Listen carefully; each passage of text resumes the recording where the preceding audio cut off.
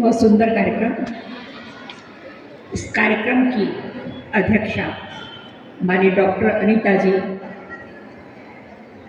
शकुंभरी देवी विश्वविद्यालय की कुलपति, आज के कार्यक्रम की विशिष्ट अतिथि, ये कार्यक्रम की मुख्य वक्ता और राज्य सेविका समिति की प्रांत संपर्क प्रमुख माननीय मंजू जी, विद्यालय की प्रबंध समिति प्रधानाचार्य माननीय सत्येंद्र जी, शिशु मंदिर के प्रधानाचार्य जी, सम्मानित समाज, शिक्षकगण एवं प्रिय छात्रा, आज मुझको विषय दिया गया है महिला का समाज के विकास में और देश के विकास में योगदान। हम सब जानते हैं, यदि हम बातचीत नहीं करेंगे तो अच्छे समझ में आएगा। प्लीज पीछे तक शिक्षिका सुंदरतम कृति है नारी, सुंदरतम भी और सशक्त भी। यह कहना चाहिए कि विधाता की सर्वश्रेष्ठ रचना है नारी। और नारी को हम लोग हमारे समाज में देवी भी माना गया है, इसलिए तो कहते हैं नारी तू नारायणी। नारी इस सृष्टि का आधार भी है और कारण भी है, और उसमें से भारतीय नारी जो भारत माता की गोद में खेल कर बड़ी हुई है, भारत माता के आंचल से पल्लवित पुष्पित हुई है, ऐसी भारतीय नारी ने समाज में या पूरे विश्व में उच्चतम मानक स्थापित किए हैं। यदि हम प्राचीन काल से देखें, अरुंधति, अनुसुईया, अभी नाम भी आया, मैत्रेयी, गार्गी, अपाला, लोपामुद्रा, इन सब महिलाओं का वेदों के ऋचाओं में, वेदों की ऋचाएं गायन और लिखी। ब्रह्मवादिनी अपाला की ऋग्वेद में 9 से लेके 90 तक उनकी द्वारा लिखी हुई ऋचाएं हैं। तो ऐसे साहित्य में और विद्वत्ता में हमारी भारतीय नारी प्राचीन काल से, और खाली साहित्य और विद्वत्ता में नहीं, हमारी भारतीय नारी प्राचीन काल से वैज्ञानिक भी थी। जितने ही आग्नेय अस्त्र उस समय बनते थे, ऐसा वाल्मीकि रामायण में लिखा है कि दक्ष की 2 पुत्रियां जया और सुप्रभा, इन दोनों ने आग्नेय अस्त्रों का निर्माण किया। हम लोगों ने देखा है ना रामायण में, वो राम अस्त्र निकालते नहीं है, मंत्र के द्वारा अस्त्र प्रकट हो जाता है, उसको अभिमंत्रित करके छोड़ते हैं। और ऐसे ही रावण भी, यानी अभिमंत्रित करके मंत्रों को छोड़ना, ऐसे अस्त्र आज तक भी बने नहीं हैं जो उस समय में भारतीय नारियों ने बनाए, सुप्रभा और जया ने बनाए। और उनके साथ वो अकेली नारियां थोड़ा 2 जने काम कर सकते हैं क्या? पूरी की पूरी स्त्रियों की टीम थी जो वैज्ञानिक थी, और उन्होंने रिसर्च लगातार वो करती रहती थी। आग्नेय अस्त्र आज हम मिसाइल्स बनाते हैं, बहुत सारी चीजें बनाते हैं, लेकिन उस समय के अस्त्रों का आज भी तोड़ नहीं है। ऐसे ही विश्वामित्र की बहन कौशिक ने मोड़ा, नदियों के वेग को नियंत्रित किया समाज के हित में। उनके ही नाम पर एक नदी का नाम कौशिकी भी पड़ा। तो उनके साथ भी स्त्रियों की बहुत बड़ी टीम होती थी, यानी कि इंजीनियर भी थी हमारी महिलाएं। ये सब काम महिलाओं के द्वारा बहुत प्राचीन काल से होता आया है। और यदि हम माता सीता की बात करते हैं तो जनरली सामान्यतः हम यही सोचते हैं कि सीता के ले गया, ऐसा था नहीं। सीता माता ने शिव धनुष को उठाकर एक स्थान से दूसरे स्थान पर सफाई करने के लिए रखा। तो उस शिव धनुष को कितने राजा महाराजा नहीं उठा पाए जो बहुत बलशाली थे। तो सीता जी के अंदर उस धनुष को चलाने की टेक्निक उन्हें पता थी, इसलिए वो उसको उठा पाई। उस धनुष को उठाने की अलग टेक्निक थी, और वो टेक्निक सब राजाओं को आती नहीं थी, इसलिए वो उसको उठा नहीं पाई, लेकिन सीता जी उठा पाई। तो धनुर्विद्या का पूरा ज्ञान सीता माता को था। ऐसे ही यदि माता कैकेयी की बात करते हैं, शंबरों के साथ दशरथ का जब युद्ध हुआ, वो हमेशा दशरथ के साथ युद्ध में जाया करती थी। और शंभरों के साथ युद्ध में दशरथ को बचा के लाने का श्रेय उनको ही जाता है। इसी कारण से महाराज दशरथ ने उनको 2 वरदान देने का वचन दिया था और इसी कारण से सारी रामायण रची गई। तो ऐसी हमारी नारियां प्राचीन काल में। हम आगे आए, हम द्वापर युग में आते हैं। मान लीजिए द्रौपदी, कुंती, इन्होंने अपने संतानों का निर्माण, कुंती ने बहुत यानी कि कुछ भी उनके पास था नहीं, वनों में रहने वाली कुंती ने पांडवों का निर्माण किया, उनको सत्यनिष्ठ बनाया, धर्मनिष्ठ बनाया, तभी तो आज पांडवों का नाम है ना। गांधारी के 100 पुत्र थे, लेकिन आंखों में पट्टी बांधकर पुत्रों को पालने के कारण उनके पुत्र सुयोग्य नहीं बने और आंखें खोल के पालने के कारण कुंती के पुत्र सुयोग्य बने। तो ऐसे द्वापर युग में बहुत सी महिलाओं के नाम हैं। अभी इतने नाम लेने का हमारे पास समय भी नहीं है और आप लोग के बहुत सारे नाम आते हैं। अभी मैंने क्वेश्चन आंसर की जो आपकी प्रश्नोत्तरी हुई उसे मैंने देखा।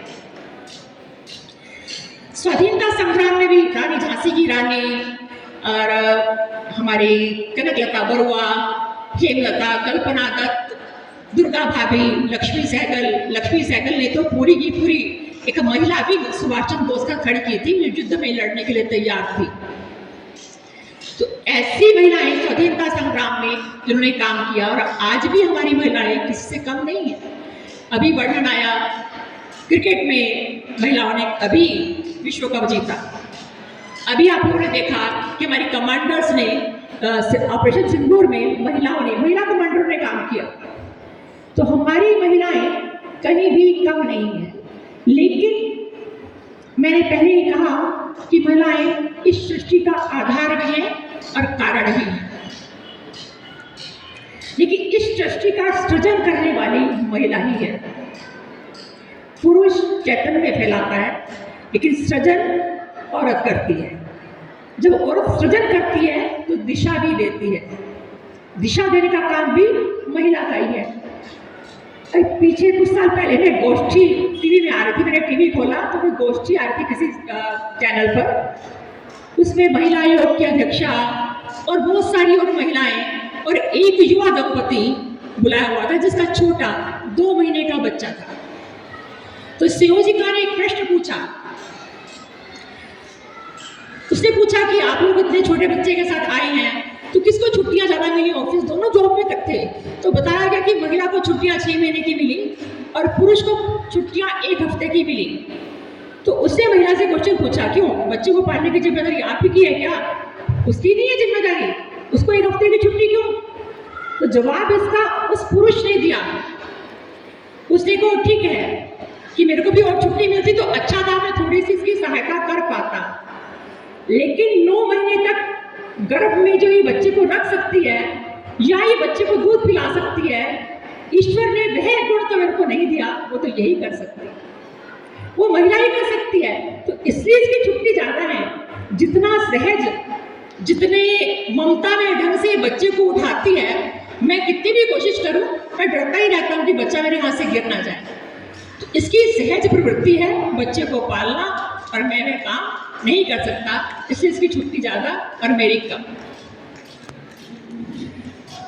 अभी ये कहा जाता है कि जीन्स बच्चों में जैसे होते हैं वैसे ही बच्चे का निर्माण होता है, ऐसी सामान्य धारणा है। और पीछे हमारे यहाँ मैंने एक पेपर में पढ़ा भी था कि वैज्ञानिक ऐसे जीन्स बना रहे हैं जिसमें हम यदि वो पुरुष और महिला के अंदर प्रत्यारोपित करेंगे तो जैसा बच्चा चाहें वैसा बच्चा हमें मिल सकता है। यानी कि वैज्ञानिक चाहते हैं तो हम कोई बिजनेस माइंडेड बच्चा चाहते हैं, तो कवि चाहते हैं, तो राजनीतिज्ञ चाहते हैं, तो वैसे ही जीन्स आप लीजिए और अपने बच्चे का निर्माण कीजिए। वो जीन्स बने हैं या नहीं बने, मेरे को कोई ऑथेंटिक जानकारी इसकी नहीं है, लेकिन हमारी माताओं को ऐसे जीन्स की आवश्यकता नहीं है। हमारी माताएं अपने संस्कारों से बच्चों का निर्माण करती हैं। मार्कंडेय पुराण में एक कथा है, आप लोगों ने सुनी भी होगी, रानी मदालसा की कथा। मैं थोड़ा सा बताऊंगी, समय कम है हमारे पास। मदालसा विश्वावसु यक्ष की पुत्री थी और बड़ी विदुषी थी, ब्रह्मवादिनी थी। उनकी शादी शत्रुजित के पुत्र ऋतध्वज के साथ हुई। शत्रुजित भी बहुत पराक्रमी राजा थे, उनका पुत्र ऋतध्वज उनसे भी ज्यादा पराक्रमी था। अब शादी के बाद पुत्र हुआ, ऋतध्वज ने नाम रखा उसका सहस्त्रबाहु। मदालसा हंस दी। राजा ने कहा आप हंसी क्यों? तो उसने कहा कि आप नाम रख लीजिए, लेकिन बच्चा बनेगा तो वैसे जैसे मैं बनाऊंगी। उसने कहा कैसे ऐसे बनेगा? यह बच्चा, इसके दादा पराक्रमी, इसके परदादा पराक्रमी, और मेरा भी सारे विश्व में नाम है, पूरे देश में नाम है, तो ये बच्चा पराक्रमी नहीं बनेगा, इसके नाम के अनुरूप बनेगा। मदालसा मुस्कुरा के रह गई। धीरे धीरे वो बच्चा सन्यास की ओर उन्मुख होने लगा, क्योंकि माँ उसको ऐसी ही लोरियां सुनाती थी। दूसरा बेटा हुआ, उसका नाम भी विक्रमादित्य कुछ ऐसा उन्होंने रखा। तब भी वो बच्चा भी सन्यास की तरफ उन्मुख होने लगा। ऐसे तीसरा बेटा हुआ, उसका नाम भी राजा ने कुछ ऐसा रखा, तो वह भी सन्यास की तरफ उन्मुख हुआ मदालसा की शिक्षा के कारण। अब राजा ने कहा, हाथ जोड़ दिए कि रानी मैं हार गया, आप जीत गई, अब ये हमारा चौथा बेटा जो हो रहा है, इसको आप राज्य चलाने की शिक्षा दीजिए। तब रानी मदालसा ने उसको राजनीति की, धर्म की, व्यवहार की शिक्षा दी और वह बहुत पराक्रमी राजा बना। यानी कि माँ चाहे तो बच्चे को कैसे भी बना सकती है। हमारे पुराणों में कथा आती है दिति अदिति की। दिति और अदिति सगी बहनें थी और एक ही व्यक्ति से, कश्यप ऋषि से ब्याही गई थी। यानी कि उनके पति भी एक ही थे और एक ही पिता की पुत्रियां थी। दिति के बेटे राक्षस बने, आप सब जानते हैं, और अदिति के बेटे देव बने। ये संस्कारों का फर्क था। दिति विलासता में रहना चाहती थी और अदिति तपस्विनी की तरह रहना चाहती थी, जिससे दोनों के बच्चों में यह अंतर आया और हमेशा इन दोनों में युद्ध ही चलता रहा, देवताओं और असुरों में, हम सब जानते हैं। हम पुरानी बातों पर ना भी जाएं। अभी जीजा माता का जिक्र भी आया था, मंजू जी ने किया था। जीजा माता ने अपने पुत्र को, जब उन्होंने गर्भ धारण किया, उनके पति मुगल साम्राज्य में सूबेदार थे, वो वहां से छोड़कर शिवनेरी के दुर्ग में अपने पति की सहमति से आ गए कि बच्चे को जन्म देना है तो कैसे वातावरण में देना चाहिए, धार्मिक वातावरण में, जो उस सल्तनत जो थी उसमें वो संभव नहीं था।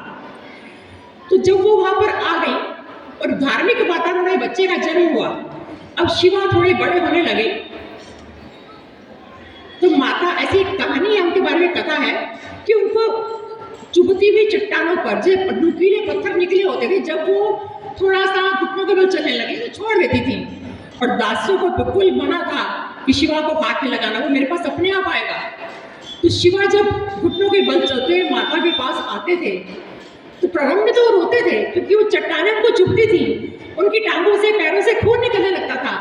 लेकिन माँ ने कहा उसको आने दो, वो आएगा तभी तो वो स्ट्रांग बनेगा, तभी तो वो कुछ बन पाएगा। धीरे धीरे शिवा को आदत भी पड़ गई और शिवा ने उनसे बचना भी सीखा चट्टानों से, और तभी तो शिवाजी ने हिंदवी साम्राज्य की स्थापना कर पाए। वो ये माँ की ही शिक्षा थी। लेकिन आज परिस्थिति थोड़ी सी फर्क है। आज भी हमारी स्त्रियां सब काम कर सकती हैं, सब काम में आगे हैं। जैसे मैंने अभी अभी बात हुई, डॉक्टर्स भी हैं, इंजीनियर्स भी हैं, सेना में भी हैं, हमारी राष्ट्रपति खुद स्त्री हैं, तो सब काम स्त्रियां कर रही हैं। लेकिन समानता की चाह में वो अपना स्त्रीत्व खत्म कर रही है कि हमारा जो स्त्री बना है वो समाप्त हो रहा है, हम पुरुष बनना चाहते हैं। सबसे गलत जो हमारी प्रवृत्ति अंदर से जागृत हो रही है कि हम पुरुष बनना चाहते हैं। जो स्त्री के अंदर संवेदनशीलता है, विनम्रता है, मधुरता है, मातृत्व का भाव है, वो समाप्त होता जा रहा है। और आज की माएँ इस बात को जानती हैं कि उनकी बेटियां किस राह पे जा रही हैं। हम सब जानते हैं, अंदर से हमें सब पता है। तो आज स्थिति विकट है। हालांकि संघ के पूर्व सरसंघचालक माननीय सुदर्शन जी ने कई वर्ष पूर्व कहा था कि आजकल बच्चे जो डबल इनकम नो किड्स, यानी कि बच्चे जो हैं दोनों कमाते हैं लेकिन बच्चा नहीं चाहते हैं। तो ये मातृत्व का गुण समाप्त उस समय से उनको 15-20 साल पूर्व दिख रहा था ये, लेकिन आज स्थिति उससे भी विकट है, क्योंकि आज जब शादी हो गई लड़की जाती है तो वो लड़की के रूप में नहीं जाती, वो पुरुष बनना चाहती है। यानी कि जो हमारे गुण हैं उसका दमन करके हम पुरुष की तरह बनना चाहते हैं, तो कभी भी परिवार चल नहीं पाते हैं। हमने देखा है 6 महीने में, 2 महीने में, और कहीं भी 10 दिन में लड़की घर छोड़ के चली जाती है, यानी कि परिवार में एडजस्ट नहीं कर पा रही, क्योंकि वो पुरुष है, पुरुष बनना चाहती है, वो स्त्री नहीं बनना चाहती। यानी अपने जो स्वाभाविक गुण हैं उनका दमन कर कर पुरुष प्रवृत्ति हमारे अंदर आ रही है। हमारी वंदनीय मोसी जी लक्ष्मीबाई केलकर जो राष्ट्रीय की समिति की संस्थापिका थी, उन्होंने कहा था कि स्त्री समाज रूपी रथ की सारथी है और पुरुष जो है उस पर बैठा हुआ रथी है। जिस दिशा में वो ले जाना चाहे उस दिशा में वो रथ चलता है, या समाज चलता है, या देश चलता है। लेकिन आज हम परिवार ही नहीं बनाना चाहते, यदि बच्चे ही पैदा नहीं करना चाहते यदि, तो कहाँ वो रथ चलेगा, कौन सी दिशा मिलेगी, क्या होगा हमारे देश का, ये सोचने का विषय है। ये हम बहनें जो समाज की आई हुई हैं यहाँ पर, ये बच्चियाँ हैं, इस विषय पर अवश्य सोचेंगी कि हमें क्या बनना है, हमें पुरुष बनना है या स्त्री बनना है। समानता ठीक बात है, हम पुरुषों से बहुत आगे हैं, समान नहीं है, बहुत आगे हैं, लेकिन पुरुष हमें बनना है क्या, हमें अपने गुणों का दमन करना है क्या, या हमें पाश्चात्य सभ्यता की ओर जाना है क्या। अभी हम अपने बच्चों को विलासिता की प्रवृत्ति की ओर धकेल रहे हैं। अब बचपन में मेरे को याद है कि हम पेंसिल टूट गई, मेरी पेंसिल खो गई, मैंने माँ से कहा पेंसिल चाहिए, तो माँ ने कहा क्यों चाहिए, अभी दिलवाई थी 1 हफ्ता पहले। मैंने कहा खो गई, क्यों खो गई, कैसे खोई, ध्यान क्यों रखा, डांट पड़ती थी, तब पेंसिल के लिए पैसे मिलते थे। आज मैं देखती हूँ बच्चे को माँ को बताने की आवश्यकता ही नहीं कि पेंसिल खो गई, पेंसिल नहीं मिल रही, घर में भी इधर हो गई, तो बच्चे ने ड्रॉर खोली, दूसरी पेंसिल निकाली, क्योंकि घर में पेंसिल के कई पैकेट्स पड़े हैं। तो बच्चे में कैसी प्रवृत्ति आएगी कि पैसा कहाँ से आ रहा है, कितनी मुश्किल से आ रहा है, कैसे हमें खर्च करना है, ये बच्चा सीख ही नहीं पाता कि हमने पहले से ही सब सुविधाएं उसको घर में दी हुई हैं। तो हम भोगवादी प्रवृत्ति की ओर बढ़ रहे हैं, और हम बहनों के सोचने का विषय है ये कि हम कमाएं, देश की अर्थव्यवस्था में योगदान दें, समाज की अर्थव्यवस्था में योगदान दें, घर की अर्थव्यवस्था में योगदान दें, लेकिन उस पैसे को जो हम कमाते हैं हमें कहाँ कहाँ खर्च करना है, यह भी हमें सोचना पड़ेगा। कहीं अनाथ आश्रम में दान देना है, कहीं महिलाओं की शिक्षा पर खर्च करना है, कहीं किसी की सहायता करनी है। हमारे तो हिंदू धर्म में अपनी कमाई का 10% हमें समाज के लिए देना है, ऐसा प्रावधान है। क्या हम आज दे रहे हैं, हम 1% भी शायद नहीं दे रहे। हम लगातार भोगवादी पश्चिमी सभ्यता की ओर बढ़ रहे हैं। और बहनों, हम जिस मरीचिका की तरफ बढ़ रहे हैं, और मेरे को ऐसा लगता है कि वो मरीचिका या स्वर्ण मृग कभी भी सीताहरण का मार्ग प्रशस्त करता है, कभी आपको वह सुख नहीं दे सकता। एक पेपर है, मैंने आज अभी दैनिक जागरण में एक लेख आया हुआ था डॉक्टर ऋतु सारस्वत का, शायद आजकल बहनें लिव इन में रहना बहुत पसंद कर रही हैं। लगता है कि परिवार की कोई जिम्मेदारी नहीं चाहिए, लिव इन में लड़का और लड़की रहते हैं, शादी नहीं करनी है, साथ रहे तो ठीक है, रह सके तो ठीक है, तो छोड़ के आगे बढ़ जाएंगे। ये प्रवृत्ति आने वाले समय में बहुत घातक है। हमारी बहनें आने वाले समय में उनको समझ में आएगा कि हमने क्या किया, परिवार नहीं बनाया, और डिप्रेशन में आएंगी और आ रही हैं।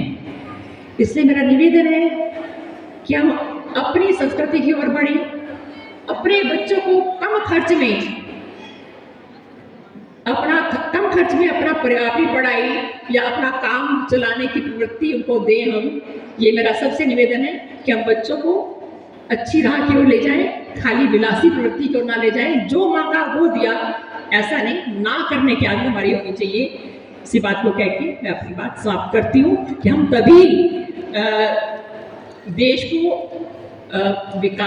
के विकास में योगदान दे सकते हैं, ये सब बातें यदि हम फॉलो करेंगे, मानेंगे। धन्यवाद।